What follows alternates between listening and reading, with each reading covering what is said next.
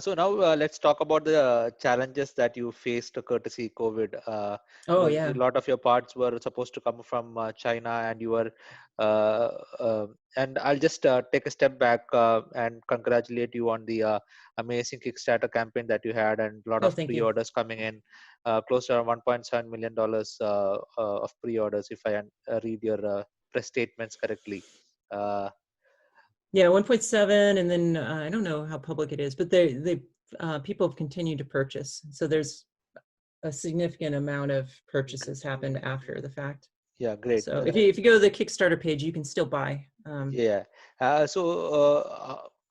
What were the challenges that you faced because of COVID, and how are you managing the show? Well, it's kind of multifaceted. It was very interesting.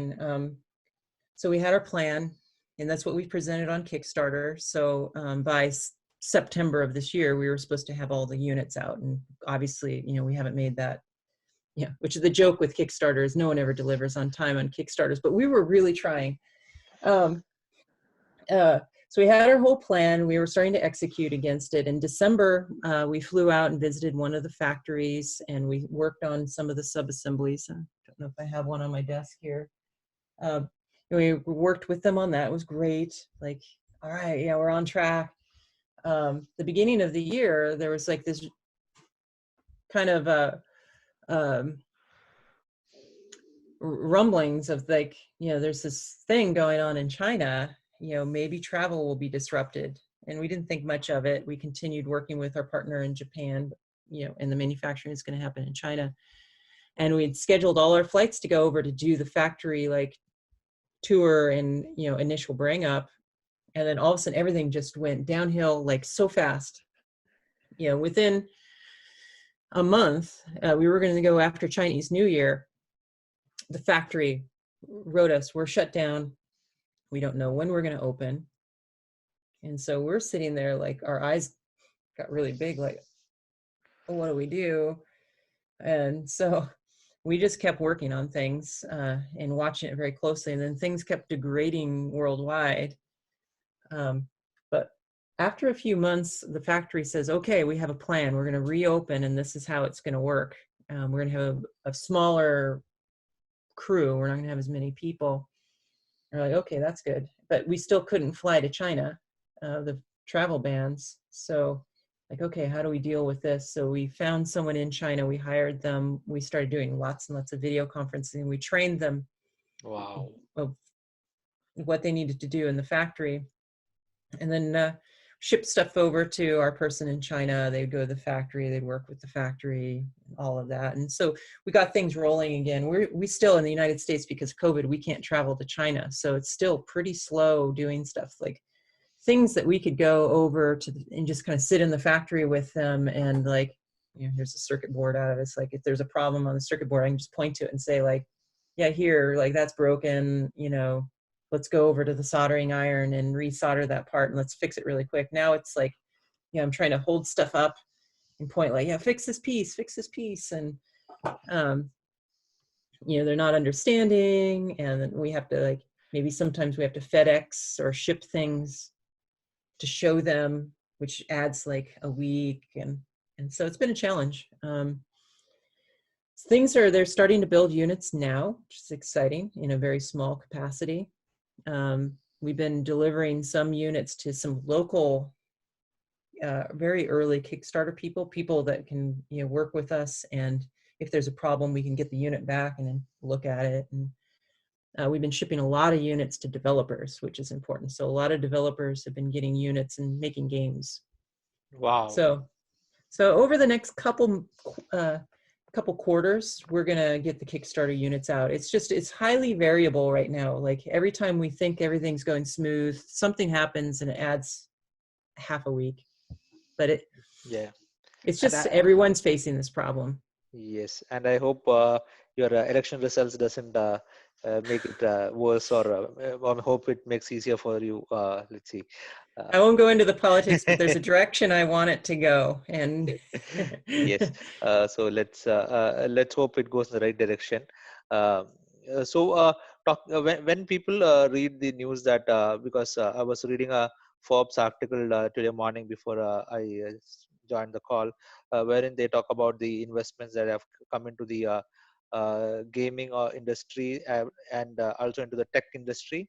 So which wherein your name comes up along with a few of the fitness startups and stuff like that. And Mm-hmm. when you look at the numbers, they all talk about $100 million, $500 million investment, and then suddenly Tilt 5 comes up on the list with a Seven. 7.5 million Yeah. dollar investment. So Yeah. when people look at that, they will think, oh, just a small amount, there's nothing great about it, or things like that. Mm-hmm. But it's very interesting to know that it's a conscious decision from the people at Tilt 5 in terms of deciding what is the amount that needs to come in.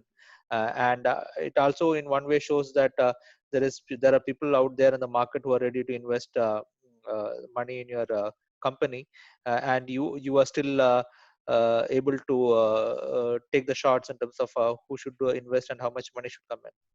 Yeah, it's and again, I haven't said this publicly. You'll be the first to hear about it. It's like the fundraising process was really interesting. I've been through the fundraising process a couple times, and you know, COVID made it very interesting because we couldn't have as many face-to-face meetings. There were times when investors wanted to come take a look at the technology, so I'd have to we had a glass conference room in our office. I'd go sanitize it, and I'd sanitize the glasses and the wand, and I'd set them all up, rub my hands with sanitizer, wearing the mask, and the investors would come through and they would go off into the area and they would do the demo, and I'd tell them how to do it, and I'd stand way back behind the glass, and they got to try it.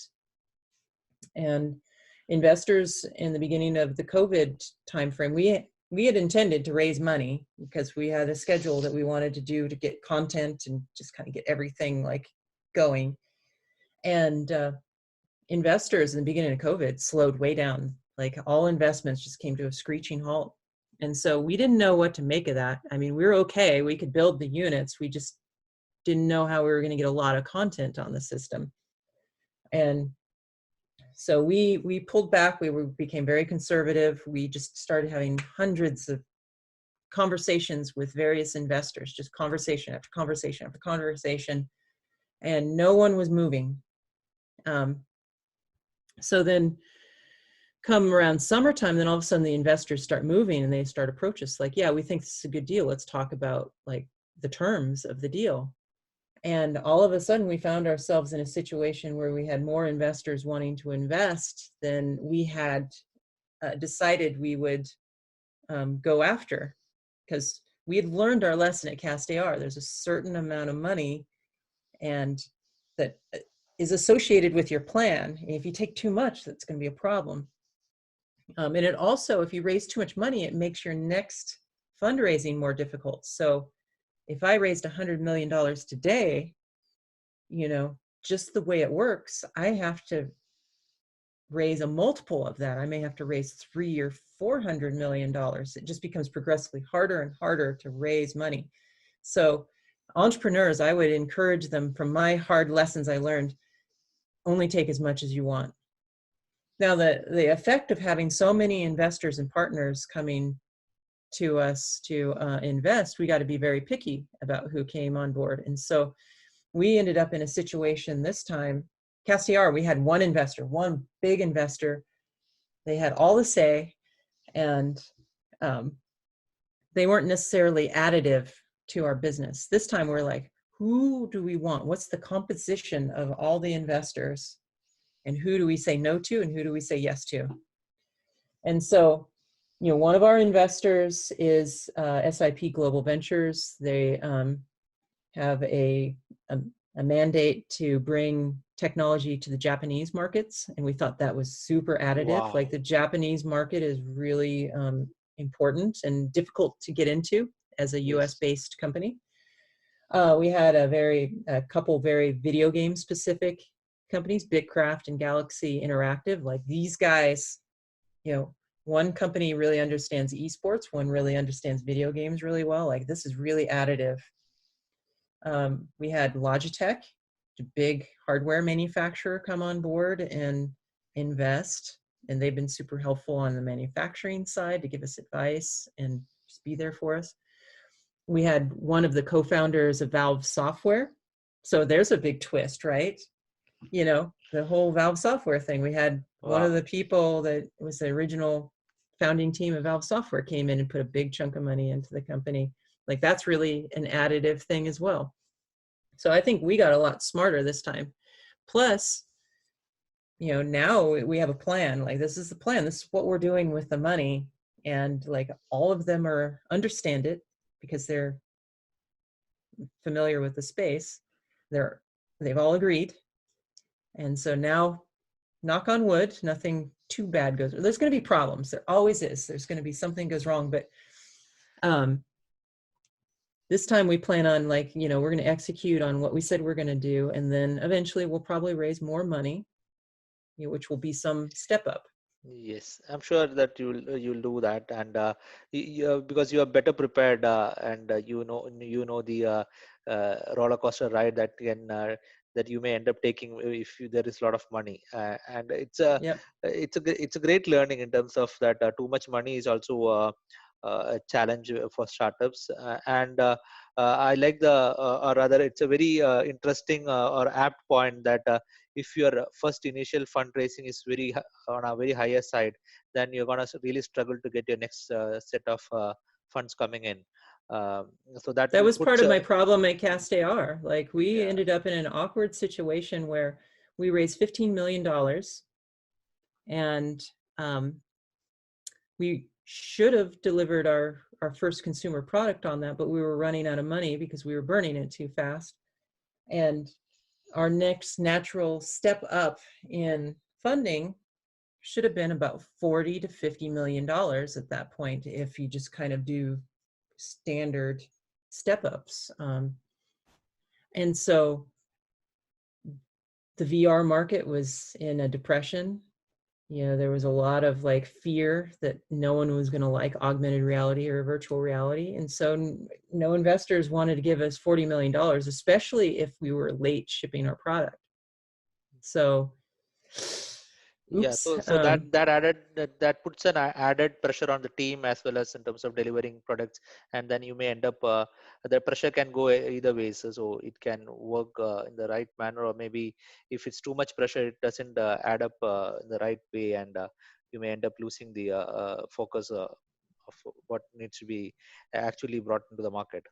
Yeah, you know, I should have known this kind of thing would have happened starting CastAR because I've worked at so many startups. I've worked at startups that have raised the $100 million, and I've worked at startups that have raised small amounts and done very pragmatic things and got acquired and had like really good outcomes.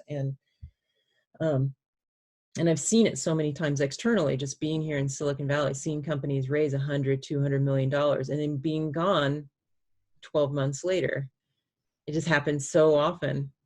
Like you just see it all the time. There's companies that go from 0 to $100 million and then they're gone in a year. And it's like, yep. You know, it's like I Yeah, can just imagine what yes, happened. and it's good to see that you are hardly spending any money on your PR. Yeah. You're keeping it close and making sure that the money is going in the only in the right places, and you're not spending too much money on the PR. I Uh, think that's something we learned just watching others in the industry. Like, you know, at the time of CastAR, we were watching Magic Leap, for instance, spend ridiculous amounts of money on PR and they weren't releasing a product. And it was super exaggerated, you know, CGI, just over the top. And then when they released their product finally, after CastAR had died, and you know, partly, you know, they're part of the contributing factor of why CastAR had trouble raising money. Then the product kind of is like, oh, it's not as magical as like all this PR that was like. And so that was kind of a lesson we watching the other guys, like, you know, even Google and Facebook have like been guilty of this. Like when Google Glass came out, you know, I remember their initial video for the Google Glass, they showed people like walking around the world with like augmentation everywhere and someone learning to play a ukulele with a Google Glass. And like the device can't even do that. It's like, and so we've been trying to keep it very realistic. Like we solved this really tough problem really well, and it's going to be amazingly fun. Yes. So you told that now that you want to keep the right basic level. So from a very normal board game or a normal member of a family who likes to play a card game or a game like Uno, is that something that is possible with Till 5?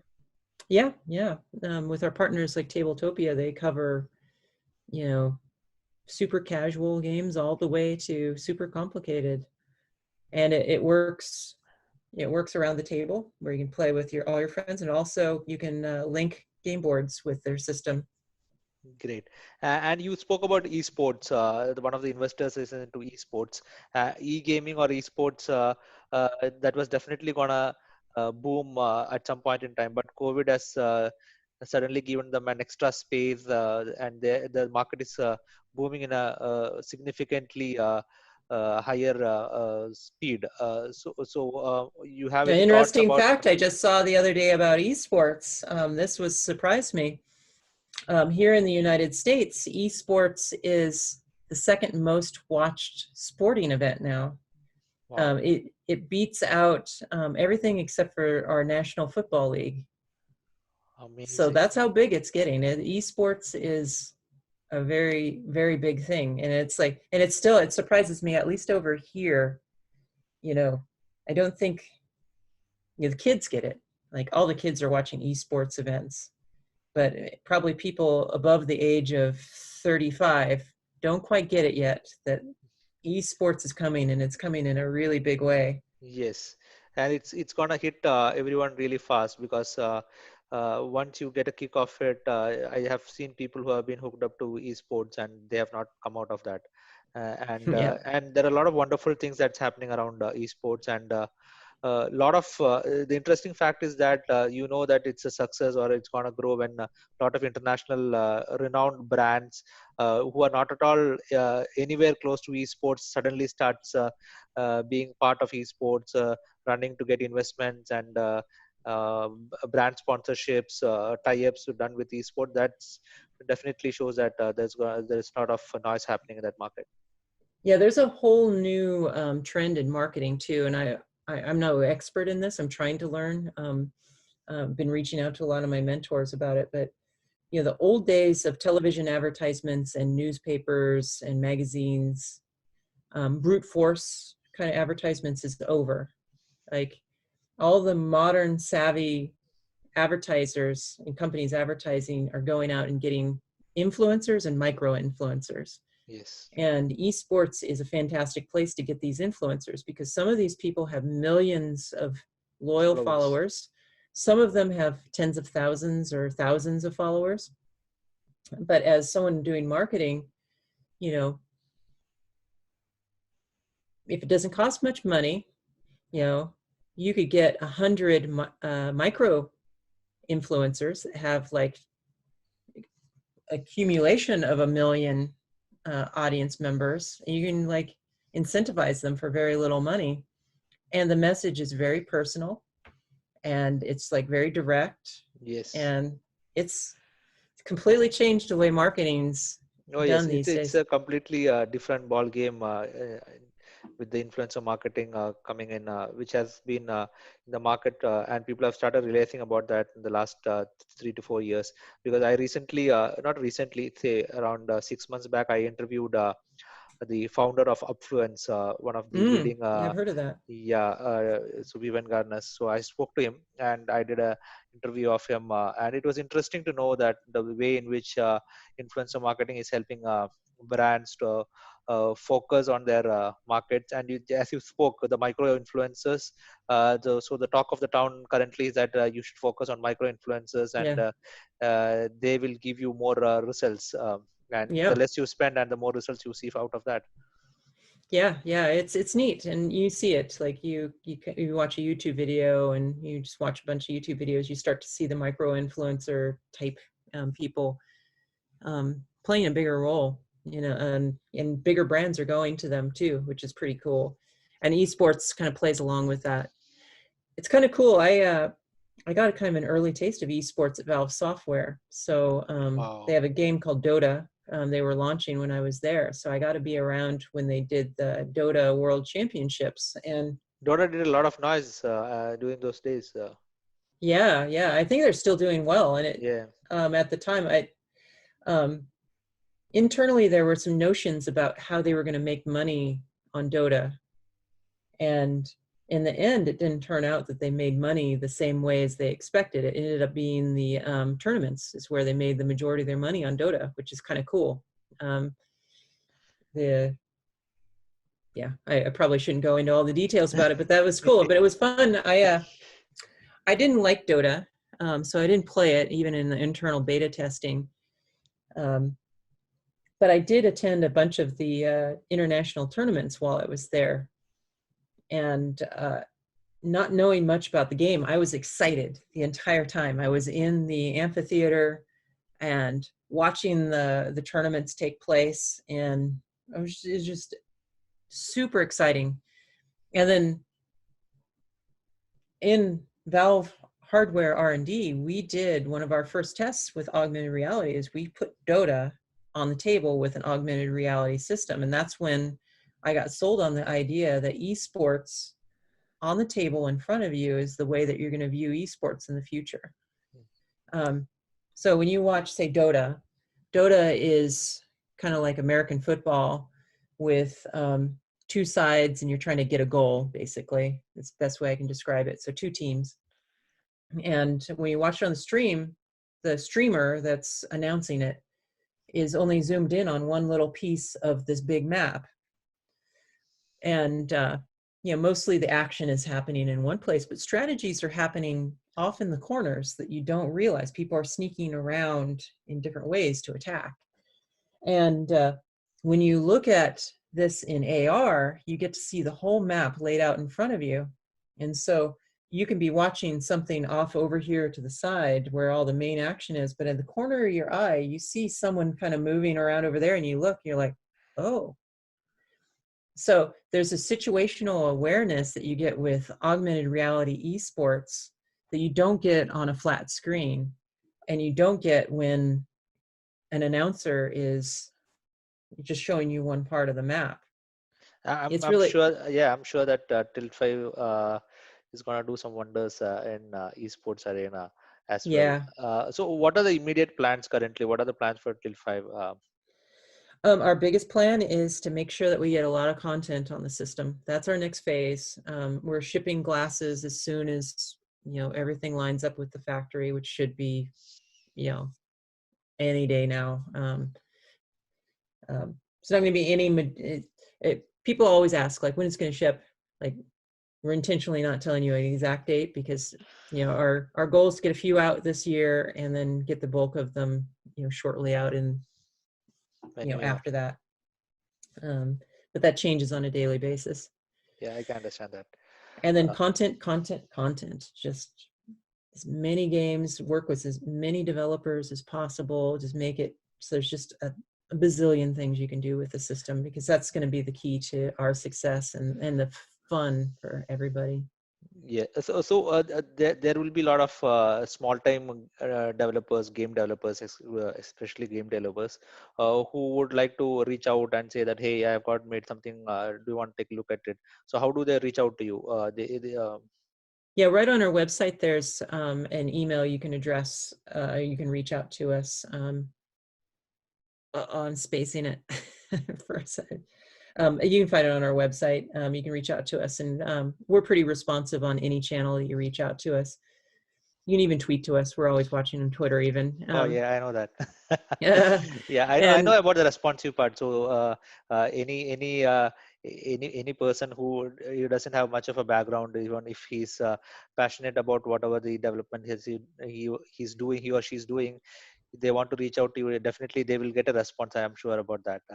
yeah, we're super excited about the small time developer. We've seen it in the virtual reality space. I've seen it in other industries, like even phones when they came out.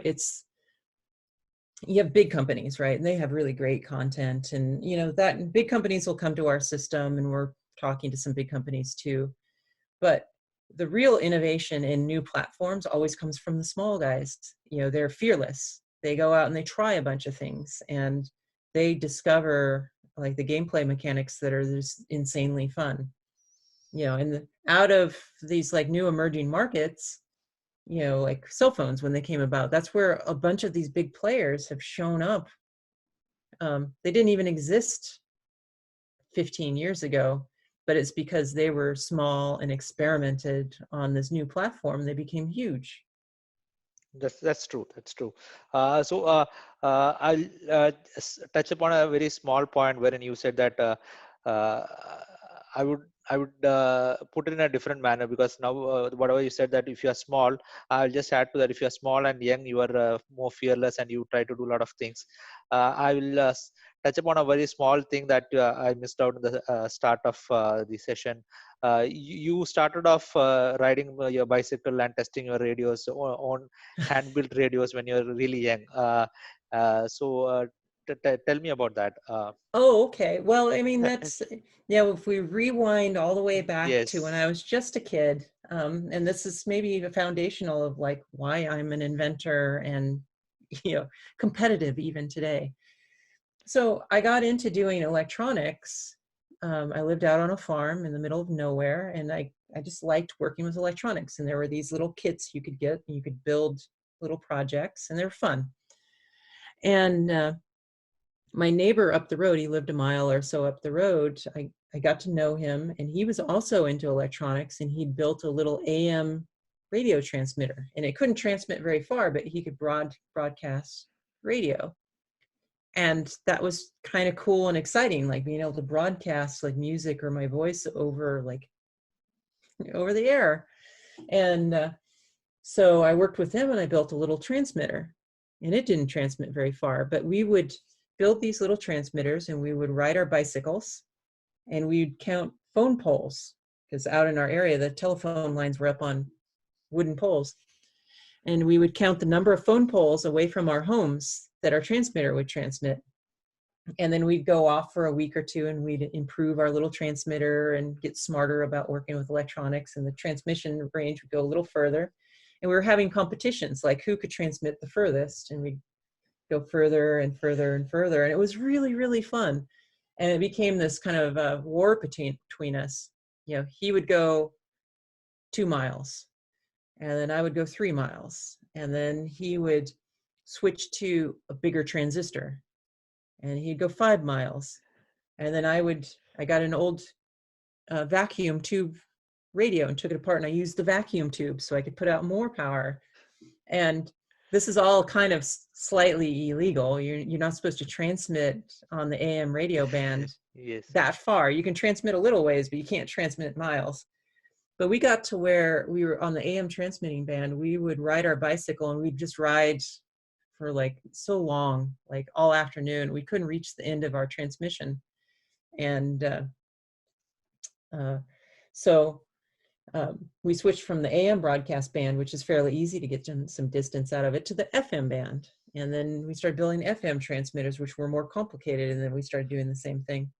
But, the one thing is like, maybe this is a lesson that I learned, is always try to have an unfair advantage if possible.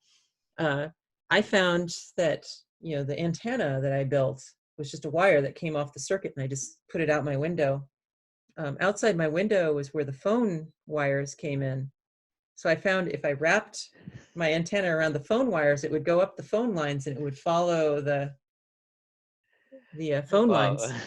I don't think, well, I've talked to him recently. He now owns a series of TV stations, or a chain of TV stations and radio stations in Oregon. So he actually went Wow. on to be a broadcaster.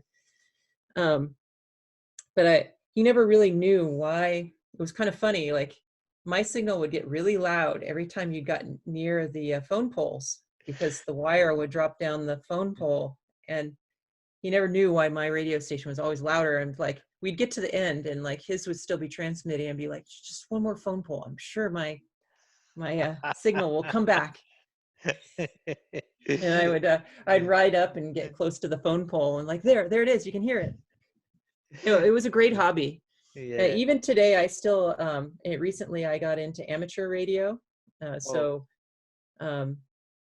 it's super fun. You get these transmitters and receivers, and you can do all kinds of things with them. And there's these certain frequencies that you can transmit on as a licensed amateur radio operator.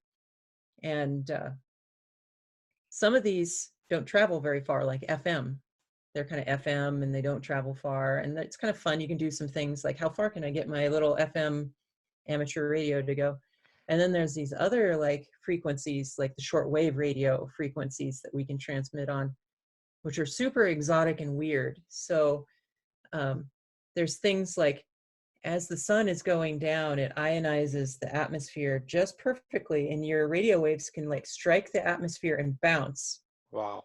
And you have these little short windows where you can talk to people like across the world just for like 10 minutes. Like it just bounces just right. Or there's other things where there's these, you can do digital transmissions on these too. So you can hook it up to your computer and you can do these transmissions where you can do a thing called meteor scatter. So when there's a meteor storm and these shooting stars are going into the atmosphere, it ionizes the atmosphere, and you can do these short data bursts that hit the ionized atmosphere, and it can bounce really far away. And you have people with computers hooked up to their radios listening for it.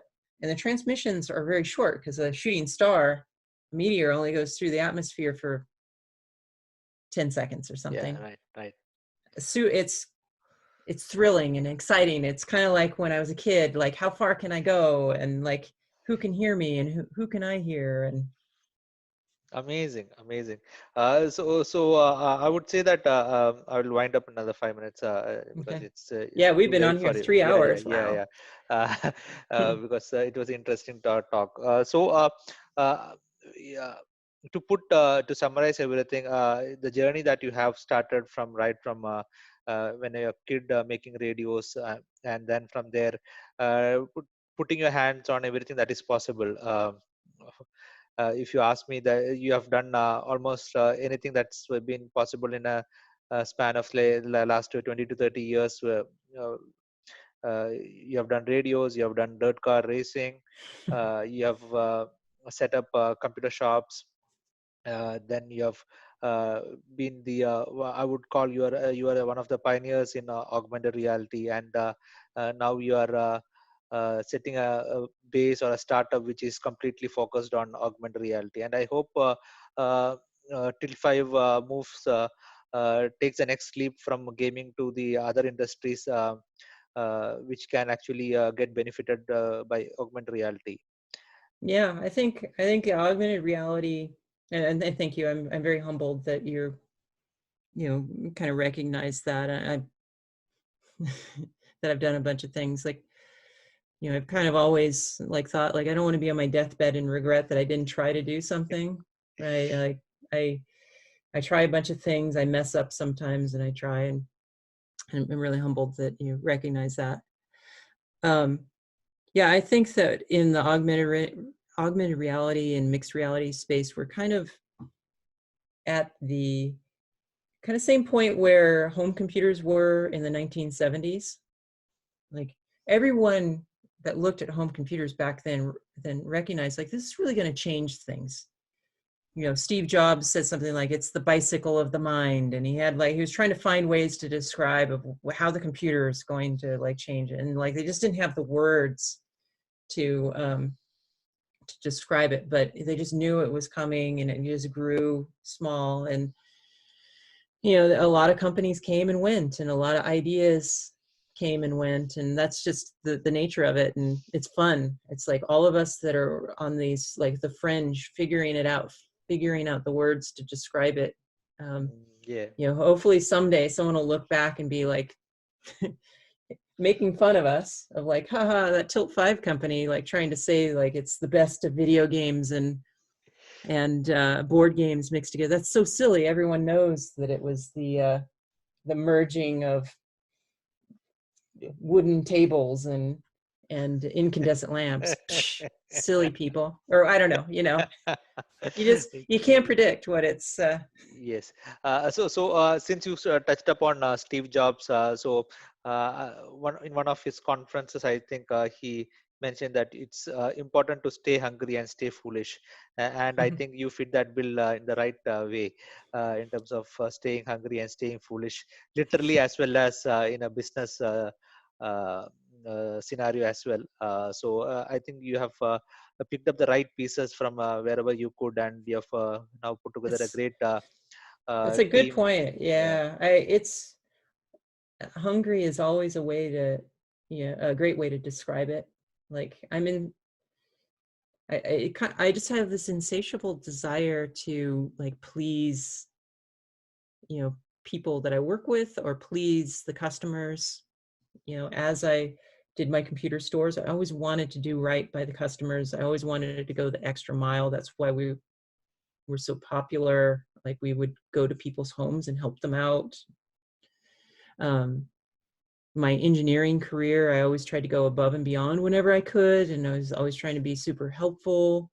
And when I got into doing consumer products like toys, I always wanted to like, and again, people taught me this. I didn't just learn this on my own, but um, you know, I wanted to understand my audience if it was a kid's toy.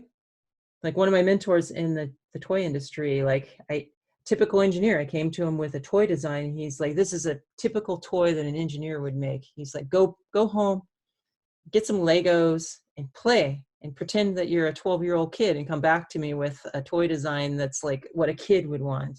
Like a humbling moment in my life. Like I was dumb. Like I made a neat gadget that a nerd would like, but not a 12-year-old kid.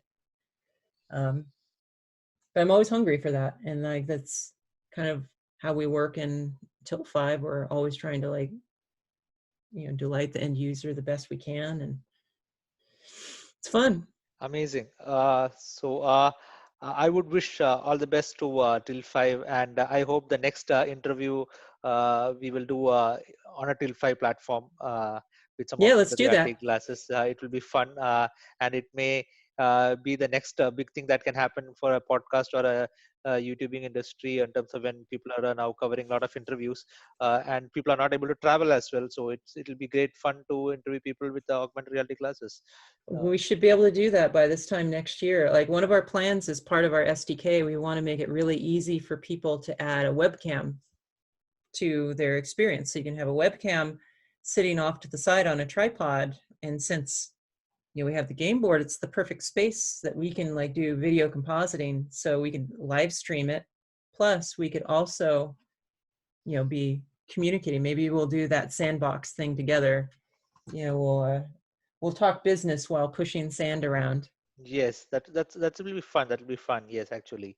So I'll just put together a final line before I can chat offline after that. So thank you, Jerry, for taking out time, and that too it's quite late in the midnight, taking out time and talking about your journey, very inspirational journey, and great work that you're doing around Till 5 and augmented reality. There are a lot of people who look up to Jeri Ellsworth and the work that's happening around augmented reality. And I'm I just a hope nerd. the kids to whom you have given the trophies during your car racing days would have looked up to you in a very motivational sense. Oh, Uh, every once in a while I get this like heartwarming email. It's just so special. Like folks that just something I've done is like encourage them to go off and do something. Um, like I would have never imagined, and I don't necessarily seek to do that.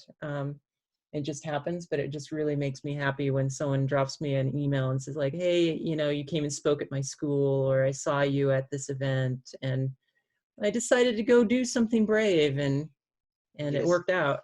So I think it's about giving it back to the society in terms of the way in which the insurance seller across your road came up to you and helped you, and the authority founder called you and pushed you to do think different. Similarly, you do your own small parts in terms of giving it back to the society and pushing the next generation to push themselves I to think doing that's better a things. responsibility for all of us, really.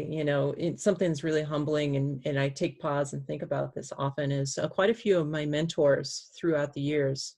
Some of the folks the amateur radio operators when I was a kid that was teaching me about electronics and helped me make transmitters. And, some of those people have passed away. The machinist that I used to work with that taught me how to weld and build my first race car, I went to his shop on the weekends and worked for free to learn how to weld. Well, he's passed away.